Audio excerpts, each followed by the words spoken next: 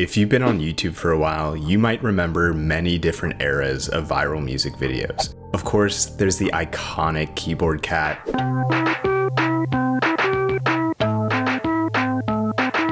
Okay goes, here it goes again.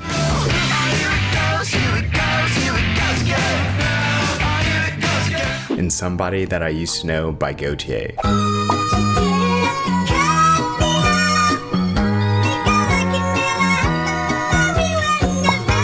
But one video that I think often gets forgotten amongst YouTube viral music video lore is the electro pop song Fantasy by French musician DyE.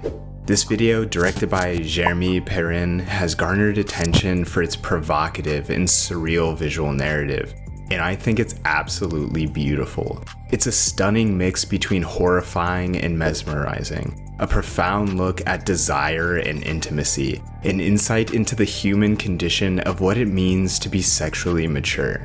So today, we're diving into the depths of fantasy to unravel its symbolic layers and explore how it transcends mere entertainment to provoke profound questions about desire, transformation, and the allure of the unknown. But before we begin, I'd like to thank viewers like you for your support. And if you're new here and enjoy my content, please like and subscribe, as it really helps the channel grow so I can continue making more. Now, back to the video. In the realm of music videos, DyE's Fantasy stands out as a surreal journey into the unknown, one in which attempts to tackle the conflicting emotions of both excitement and fear that comes with a burgeoning sexuality. Simply put, this is a coming-of-age story, and like any good coming-of-age story, there's a pool scene. In fact, this video is primarily a pool scene, which is a great backdrop as swimming pools serves as a tangible representation that allows audiences a chance to dive deeper into a character's mind. And it starts innocently enough. Following a set of 4 teenagers sneaking into an indoor pool at night, it begins with the allure of adventure, pushing boundaries and breaking rules. Already, this clues us in that they're unafraid of crossing lines. They've entered a world that was previously forbidden to them, possibly foreshadowing what's to come. And through this, there's a sense of sexual exploration, as early shots of one of our female leads are more provocative. We know that all but one of these characters are here to push more boundaries than just swimming at night. And things quickly start to ramp up as the girl in the red bikini and, presumably, her boyfriend begin to make out in the pool.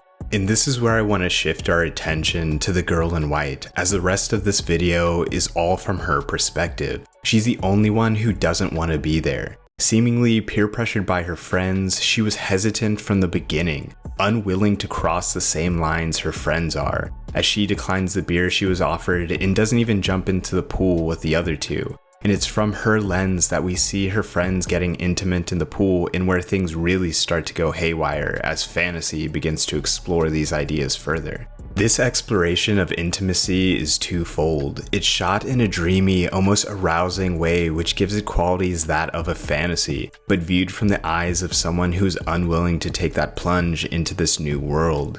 This juxtaposition of innocent and macabre imagery challenges societal norms and dives into the darker facets of desire and curiosity. So for her, this sexual curiosity that many associate with butterflies and excitement instead slowly becomes a surreal nightmare. When dealt with witnessing her friends getting more intimate and the pressure of kissing the boy besides her, she's forced to confront her own sexuality, represented by jumping in the pool. And while at first the stillness and calm of being submerged is an escape, she cannot outrun her own desires. It flips the sexual awakening trope of being a beautiful journey of self-discovery on its head, instead twisting it into a perverse distortion. As we can see, because when she gets out of the pool, she's greeted by the other two, now transformed into grotesque monsters consumed by their own desires. Searching for a way out before the Lovecraftian creatures get her too, she's left with no other choice but to jump back into the pool. She swims to its depths, and here she sees a reflection of herself as she crosses over into the underworld. With the pool representing sexuality, we can interpret this as her finally coming to terms with her own desires. She's no longer suppressing these feelings and fearful of the unknown, but now she's on the other side.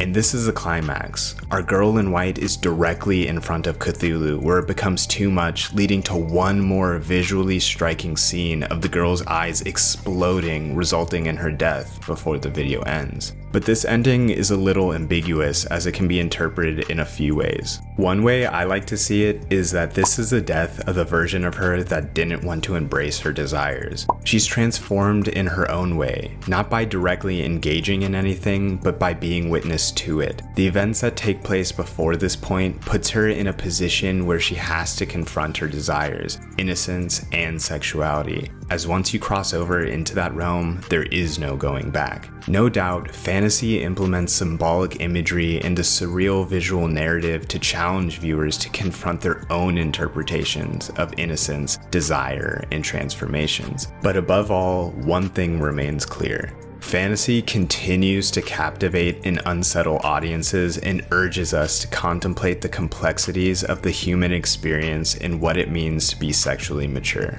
Thanks for watching. Peace.